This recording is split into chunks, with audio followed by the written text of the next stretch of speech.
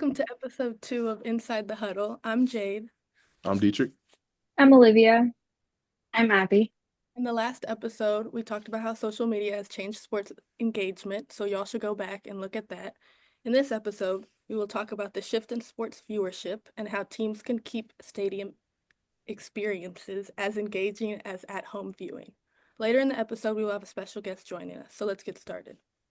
Do any of y'all tape games or do you prefer to watch it live? I would say, me personally, I like to I'd rather watch them live because at the end of the day, um, if I tape them, like there's already going to be like highlights and narratives already up. So like, why tape them just to like hear other people's opinions already?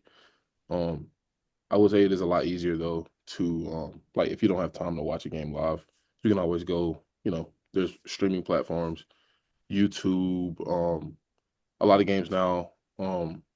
Are on different, like ABC, ESPN sports and stuff like that. So it's a lot easier now to like go back and like rewatch if you can't go and see something live. But I prefer seeing it live. Yeah, I agree. I think that especially with like social media, like it being posted everywhere after the game is just it makes the game like not even worth watching anymore because you've seen all the big plays, you've seen the score, so it's not like you could go back or you're looking for something specific. But Yeah, I think that like going back to watch it after you have seen all of those things, like it takes away like the emotions that you would have felt like if you were watching it live. Like if I'm gonna watch a game, I'm gonna sit down and I'm gonna watch it as it's happening. If I don't have time to watch it, then I just kind of look at the score and keep on going because I don't really care to go back and rewatch it.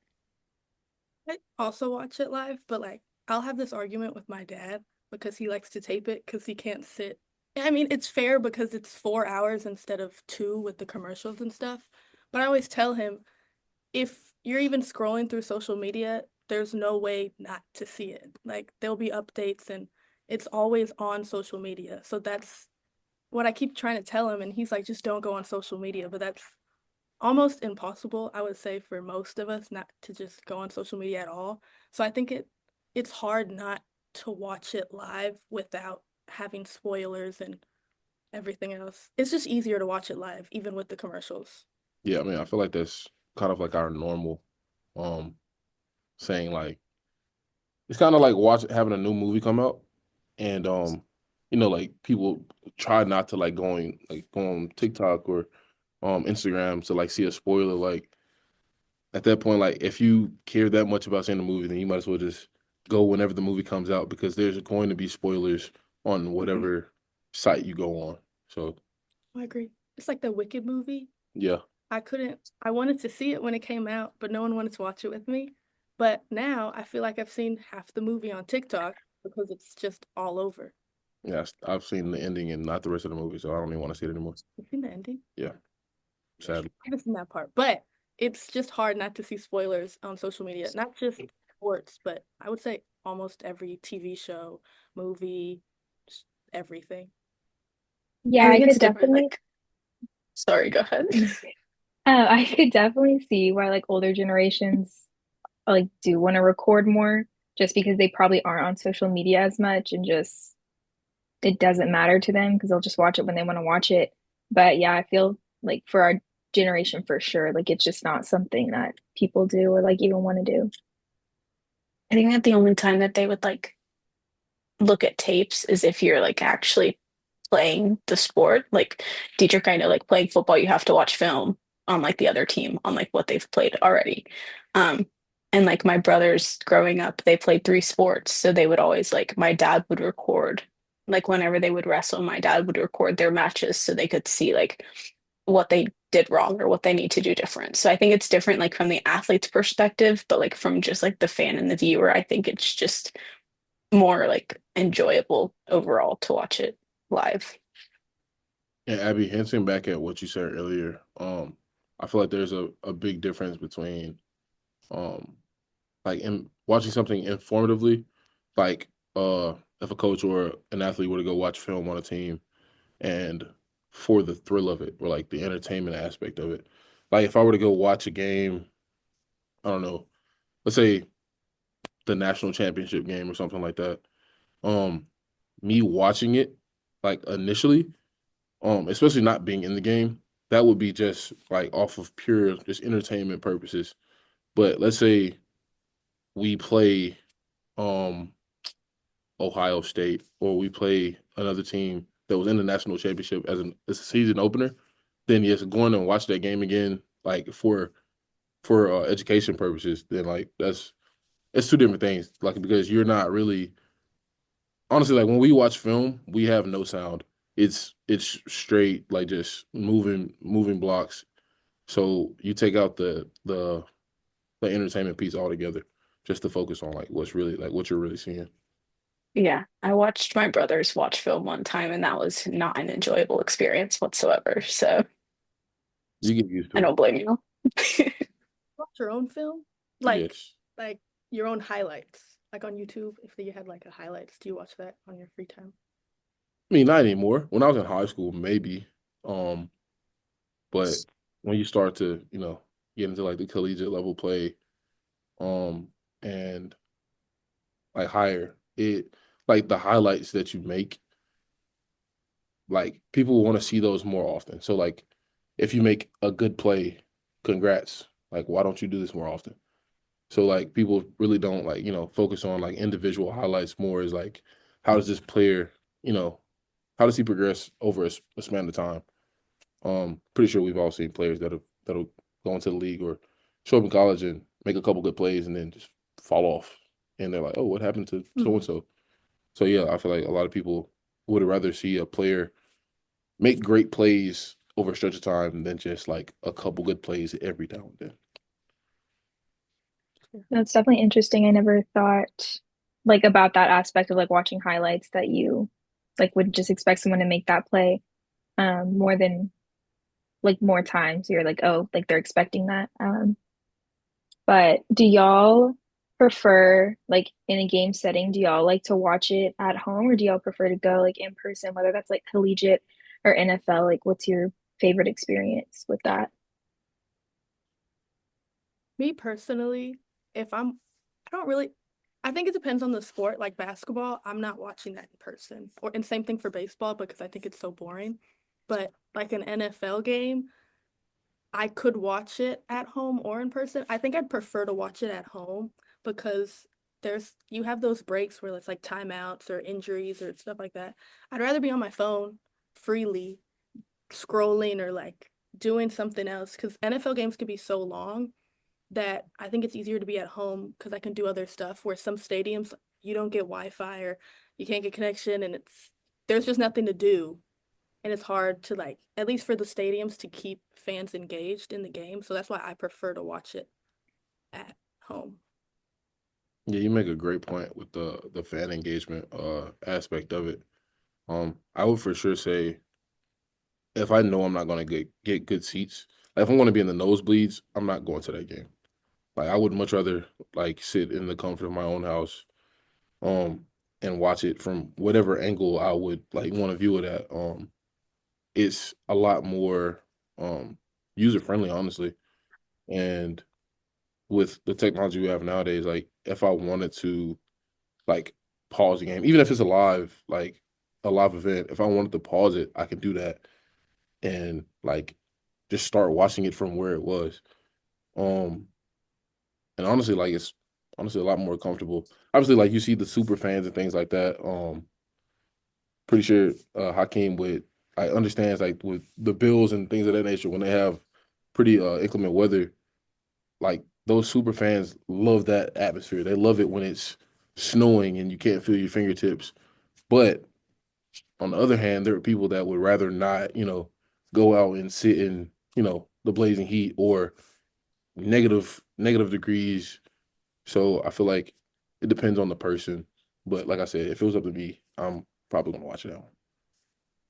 No, I completely agree with Dietrich. Like, if I'm going to be in the nosebleeds, I tell my dad this all the time because I go to a lot of NHL games, and I literally tell him if we're sitting in the upper bowl, like I would rather just watch it at home because I go because like I want the experience that each like different arena has, because I've been to like multiple different arenas to watch games, and I like the experience like each one has.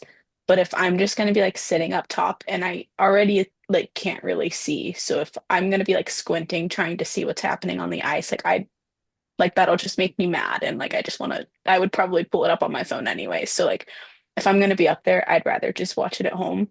Um, but like if I'm gonna have good seats and I know I'm gonna have good seats, like I don't know if anything like beats like watching your favorite team play in person. Like especially if they win. I don't think anything will ever like beat that experience of like being able to sit there and watch um like what everybody will be talking about on social media later about all of like the highlights that are happening. You can say like, "Oh, I was there, like I saw that."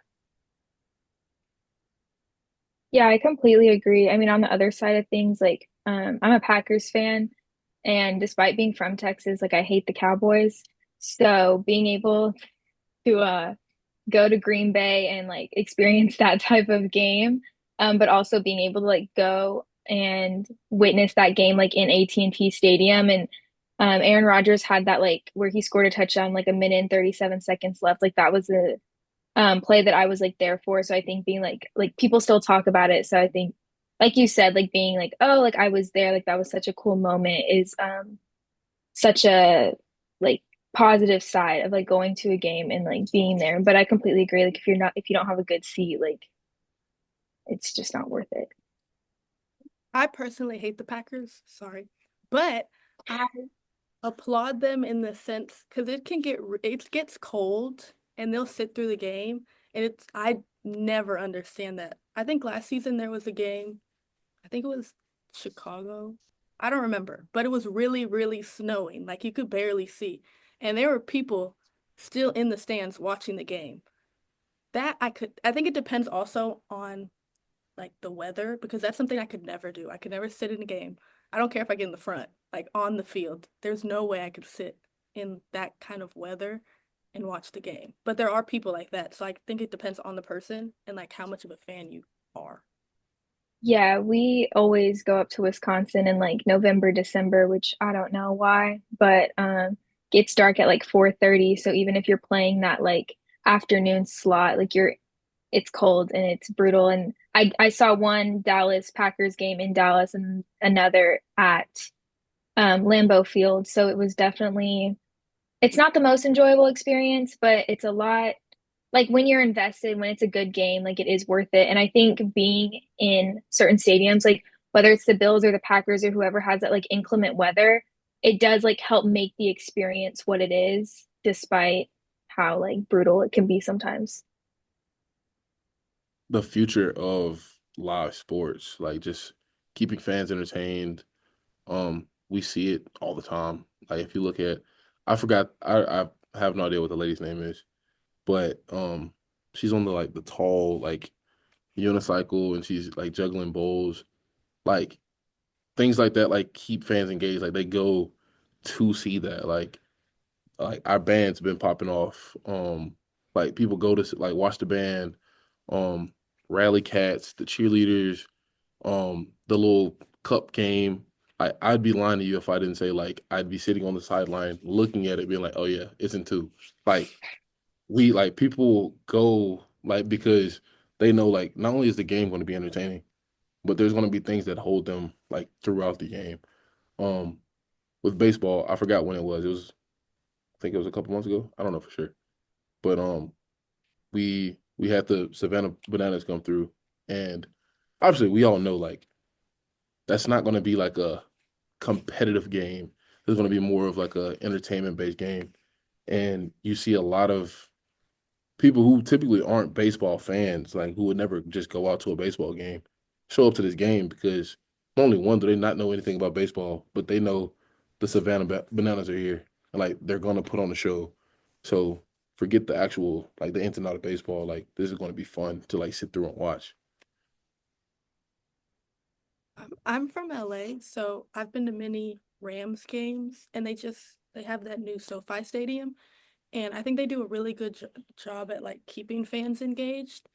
Like I think they have Uber Eats now, so like the food at the stadium, and they have like at that stadium they have different kinds of food. So they have Mexican food, they have Chinese food. It's really fancy, but the stadium's so big, so it'll take you a long time to get to where you need to be. So now they have Uber Eats where you don't even have to leave like your seat. So I think that's a good way of keeping fans engaged, but also like engaged in the game, but not having to leave their seat as well. Because I feel like it is hard when it's a good play and you're like, oh, I have to use the bathroom, or oh, I'm really hungry or I'm thirsty. So you don't want to leave. So now it's they do a good job at, I guess, keeping fans engaged in their seats as well as like outside of their seats, if that makes any sense. I think Uber Eats in the stadium is crazy. Oh, cool. Yeah, Like, I would have never thought, but no, it's Yeah, that genius, but that's insane. yeah, that's really interesting. I think like I've only really attended like Clemson college football games. So going to Texas for that playoff game was definitely an experience. I know that they just redid that stadium and they do like a self-checkout concession stand like per level, which I thought was interesting because they can't really staff they probably could staff the whole like all three levels, but it just makes everything so faster or so much faster. And you can just grab like and it's like concession food, like hot dogs, like everything you just grab and go, which I thought was also just like an interesting concept that they implemented at their stadium. Yeah, I went to crypto.com arena for an LA Kings game when I was in LA last November. And my brother and I went and they had like these little like market things where you have to like scan your credit card to get into it and then you just grab what you want and go. So he like scanned his credit card, he went in, he like got his beer and he left and like literally the rest of the game he was like, Abby, I have no idea how much I just paid for that. Like to this day, I don't think he ever just like discovered how much he paid for that one like random market beer. He was like, I'm literally gonna like wake up tomorrow morning and it was gonna be like $40. not especially like talking about like the money aspect of it. Like another big way that obviously like teams keep fans engaged is like sports betting. Like we're in an age now that sports betting is becoming like a bigger thing. More states are starting to legalize it.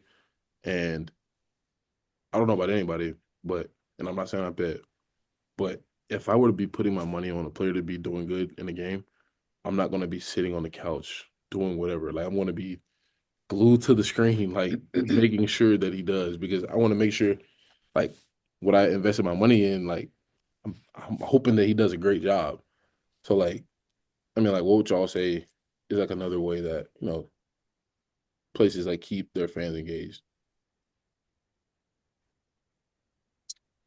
I can go. I keep talking about hockey. If y'all get annoyed with me talking about hockey, just tell me to shut up and I will. I'll pick a different sport, I promise. Um, but I went to a Preds game in Nashville a couple weeks ago, last week. I don't know. I don't know what day it is anymore. Um, and they had like during their intermissions, which normally they like in Carolina, for instance, like they just kind of play music and they just kind of go along with whatever. But like in Nashville's intermission, they had like little games that they would play. Like they were playing like bubble soccer on the ice. So you had like a bunch of like random people in these like bubble soccer things, and they were just like absolutely pummeling each other, um, just for fun. Like I don't think that anybody actually won anything from it. So they would have little games like that, and then they would bring out like they have like local bands that come and perform since like Nashville's big on like music and stuff. So they would have like local bands come and perform during the intermission. Um, so like that's good for like the fans. You get to like see new artists or whatever, but then also like those artists get to like kind of experience like having a bigger crowd. So I think that that's one way that like they do it. Um, Kind of like Dietrich was talking about also like the sports betting. My brother he went on a bachelor trip, um, and they went to Miami. So they went to a Florida Panthers game and he randomly texted me, I got $100 on this game. Okay. Have you watched either team play? No, not really. but I picked the Panthers. Great. Well, I hope they win for you because you just like randomly picked a team and just hoped for the best. So like I think that that's one way that like they were up in the nosebleeds, but they were having the time of their life because the Panthers won. So they made their $100 and like had a great time with it. So I think that there's like different kinds of experience that fans can have, um, whether it's their monetary benefit or um, like what the actual arenas and stadiums do to keep them engaged because they know that nobody just wants to sit there in silence between like intermissions or during like the commercial breaks and everything. No doubt, that's a great point, honestly. Yeah, I think there's like a lot of ways. And I mean, even just like being able to watch other fans, because like what y'all might enjoy might not be like how I want to enjoy like breaks or whatever. But I think just as a fan or like just as a spectator, um, you can only appeal to so many people. But we will hear from Toby soon, kind of about his experience with seeing fans and stuff. He is always on the field or always on the court, so he doesn't really get to watch as a fan, but he does observe fans. So we should be hearing about that pretty soon and kind of his experience, kind of from the other side of that. So, No doubt. Appreciate y'all. See y'all there.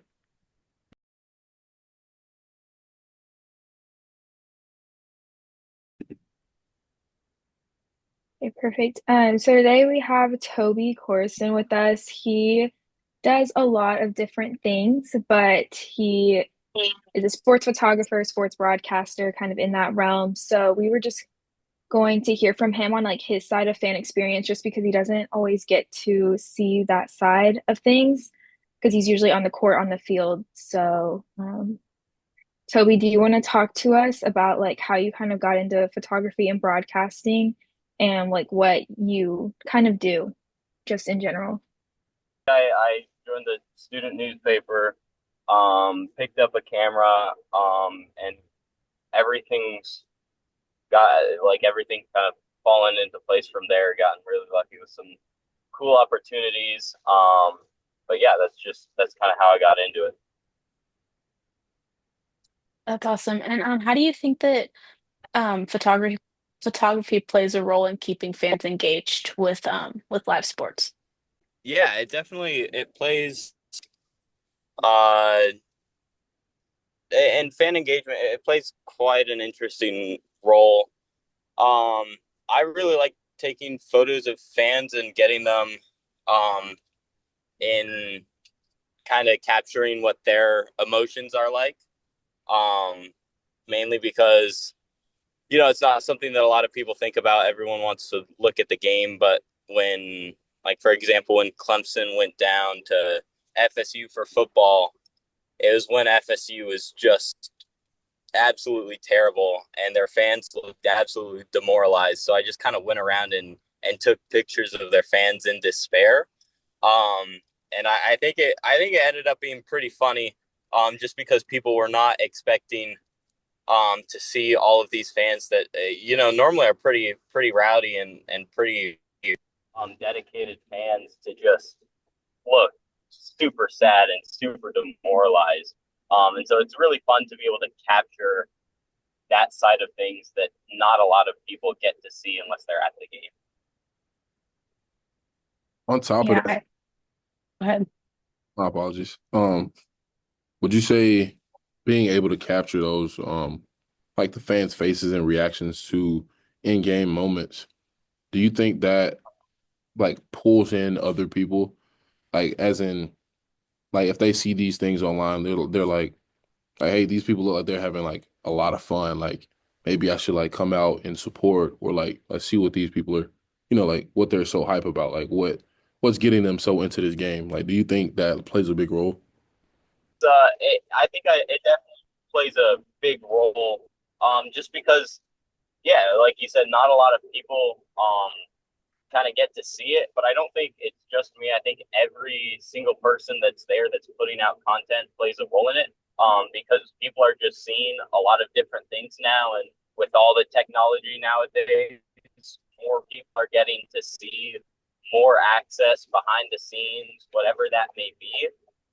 And it's like, oh, that's really cool. I should actually go out to one of these events and see what it's like in person, have the fun that it seems like everybody is having, because you get to see a lot more sides of the players, the fans, just with all of the media that's out there now.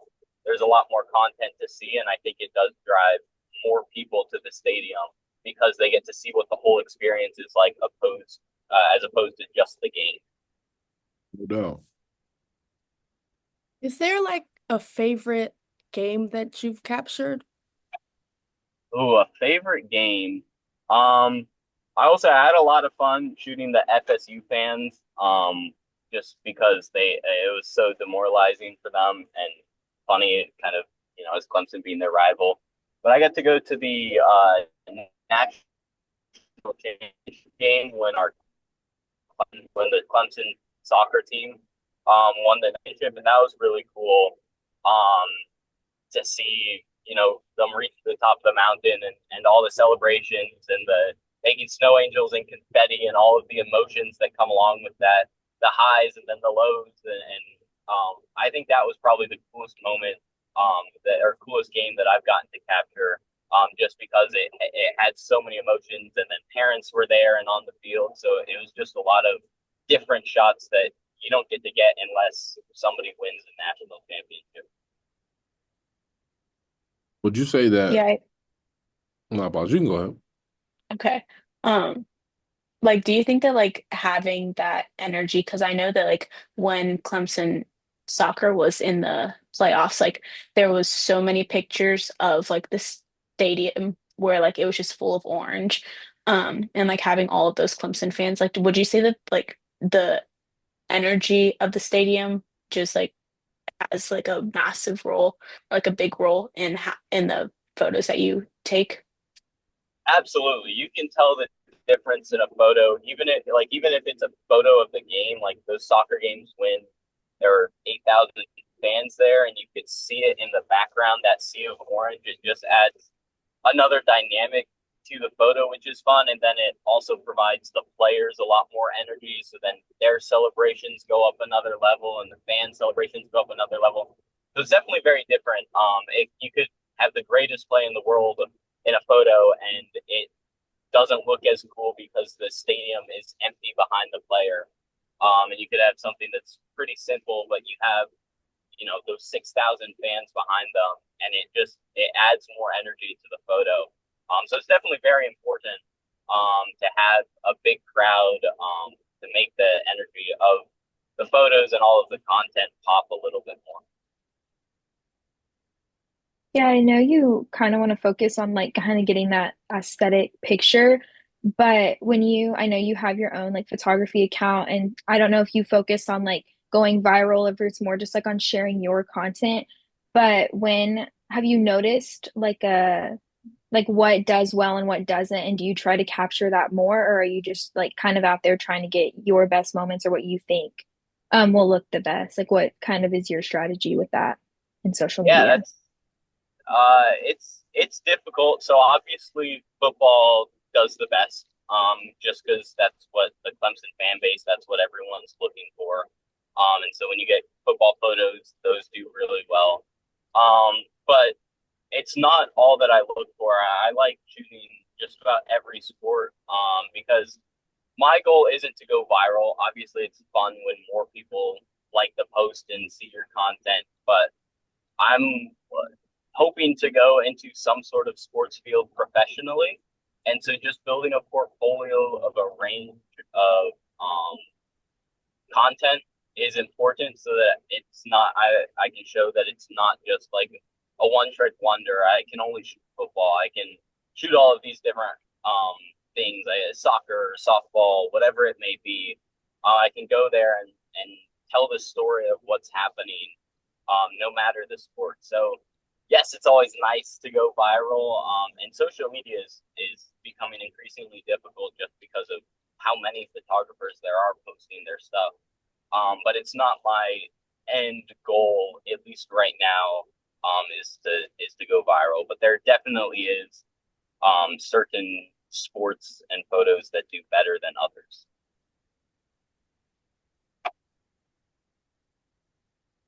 Kind of going along with what you were talking about with like social media becoming more popular. How do you think that advancements in mobile technology and social media have changed the role of a sports photographer? Well, it's changed the role because there's so much more to compete with now. Obviously, I haven't been doing this for very long, so I don't know what it was like 40 years ago. But they're just because of the advancements in technology and social media, there's so much more content that's out there. It's almost oversaturated for a game where it's just impossible to see every single thing that comes out. So it adds a little bit more competition and forces you to find those unique shots that not everybody else has because you're sitting at a football game, you're sitting next to 40 other photographers that are going to get the exact same photo of the play as you. And so you have to find a way to differentiate yourself, which can be difficult, but it also makes it fun.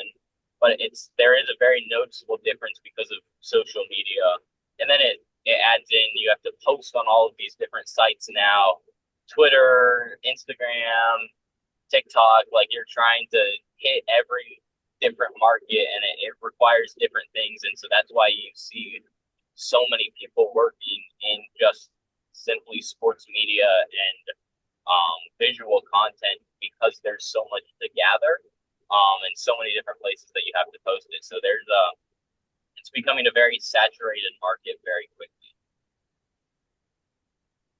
Man, given the like, I guess the severity of like what you do and like that you have to stay on your toes at all time to like, capture these big shots. Um, like what's the process like not only one capturing the big moments and like how do you like enjoy those moments? Like I feel like I wouldn't be able to, enjoy a moment as much if I had to like, see it through a lens and like, kind of be anticipating like a moment than if I was just like, just a fan or if I was like on the sidelines or if I was a player, like actually like just doing it or like witnessing it instead of like happen to like capture that moment. Like so how does that It's yeah, so it's very different. I definitely don't always feel like a fan. Sometimes it definitely feels like work, but the reward of seeing kind of the photo that you get from it and capturing that moment that everyone just saw, but you have this glimpse into a split second of this is exactly what happened and all of the emotion that comes along with it, I think is a pretty good reward for not being able to witness it like everybody else. But in terms of like the first part of that question and anticipating and staying on your toes, I grew up playing just about every sport you can think of through high school. And so I really enjoyed kind of knowing what's going to happen next. Like with each sport, if like I'll try and read like if a player opens his hips in a certain way, I know that the ball is going here, and so I can beat the ball to there. So like it's fun not playing a sport anymore in college. Just deciding to come to a big school instead.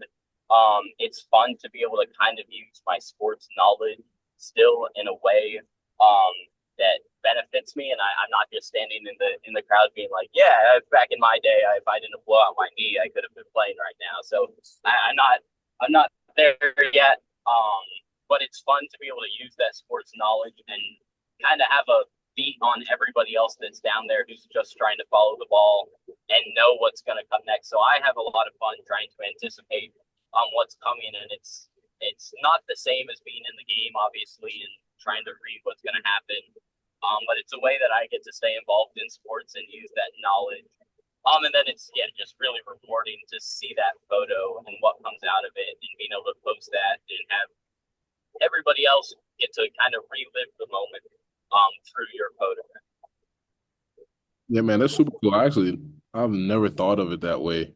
I would always just look back and like see these crazy pictures and like, honestly videos as well. And I'm like, man, how did they manage to catch this like this specific moment?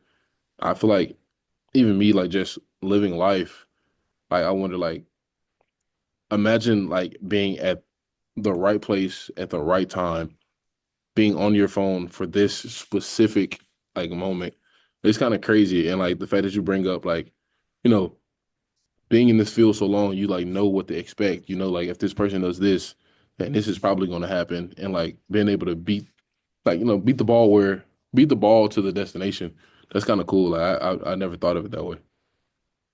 Yeah, no, it's one of those weird things that I didn't even know that it would be helpful to have that sports knowledge before I got into the field. It's just kind of luck of the draw, and then also there's definitely an aspect of luck to getting the footage for being able to capture things. A lot of it is just like you said, getting lucky and being in the right place at the right time. Well, is there any like advice you would give to any like up and coming like sports photographers who would want to like just like break into like that industry? Just go out and shoot as many games as possible. I think I in my first 2 months of shooting here at Clemson, I went to 45 different events or something. So I was at something almost every night. And I wasn't great at it, but you just get better. It's trial by fire. Try new things, get to new places, talk to other photographers, see what they like. But really, you just got to go out there and do it as much as possible. You don't get better if you don't get reps in. So the more you can do it, the better you'll get. And it doesn't have to be amazing at first. You're not going to be a professional photographer. I'm still not there by any means, but the more you do, the better you'll get, and the more opportunities you'll get just by showing your face and being in the room. You'll get to meet the right people, and you'll get some really cool experiences. And no doubt. Yeah, I think that was some great advice, honestly, just and it was great hearing from you. So I just want to thank you again for coming on. And I think that's all we have for you. Thank you again. And Yeah, thank you yeah. guys for having me. I appreciate it. Okay, do you think that live sports are the last stronghold of traditional TV? I think so. I I think that with all like the streaming networks that we have now, there's really nothing to like use like cable or anything for. Um, and I guess even now, like a lot of streaming services are starting to do live sports too. So I think that traditional TV is kind of like hanging on by a thread with the sporting events that they have now. Yeah, I mean, I Yeah, get say that. Um, like you just said, like there's so many different like streaming sites that do all this stuff now. And it's like it's a big money market. So like whoever's paying the most money to broadcast this game is who they're gonna go with. But I still think that watching a game live, I feel like there's nothing that can beat watching a live game. So yeah, I think I think that's like the next best thing. yeah, I completely agree, especially with like ABC is owned by Disney, so all their stuff will be on Disney Plus and just with different like those main channels are already owned by a streaming service. So even if you are like a reality TV person, like you want to watch The Bachelor or whatever, like it'll come on the next day. Like you don't need live TV for that. And personally, like I only have live TV to watch sports. Like I don't use it for anything else. So I do see sports either, and you kind of see it now already with like some football games moving to Amazon Prime or like stuff like that. So I think we'll see more of that in the future, and live TV will probably start to fade out. I agree. I think live TV I mean, I don't know when's the last time I watched live TV. I might watch it for like a Hallmark movie. I love Hallmark movies. So there's that. But besides that, I mean, I can really get a Hallmark movie on Netflix or Hulu. So that's honestly, I just don't see a point in live TV anymore. Unless I would say for the older generation, it's different because they're like taping the games. You can't really tape the games on Fubu or Netflix and stuff like that. So I would say that's the only thing. But for the most part, I think there's no use for live TV anymore. Yeah, for sure. I agree. I mean, I guess another big thing that that was used that I feel like is not used at all anymore is like radio. Like there's no more, like there's a game going on and they're, doing play-by-plays on the radio. I don't I don't think me personally I've heard it. And to even go on top of that, like I don't think anybody's even like I don't think people use the radio enough to even if they had a game that was being broadcasted through radio, like to be like tuned into it. If anything, like I know so many people that'll just be like, "Oh wait, is this game on?" Pull up their phone, they got everything they need right there. So I feel like if radio broadcasting isn't already dead, gonna be dead pretty soon. I agree. For sure. Absolutely. Well, that's all we have. If anybody else want to say anything? Any That's it. closing thoughts? Thanks for watching this episode and tune in next time for episode 3. See y'all later. Thank you. Bye. That most do that you're not good enough to play in college. So for me, it was just really just about finding a different route of staying involved with the sports world.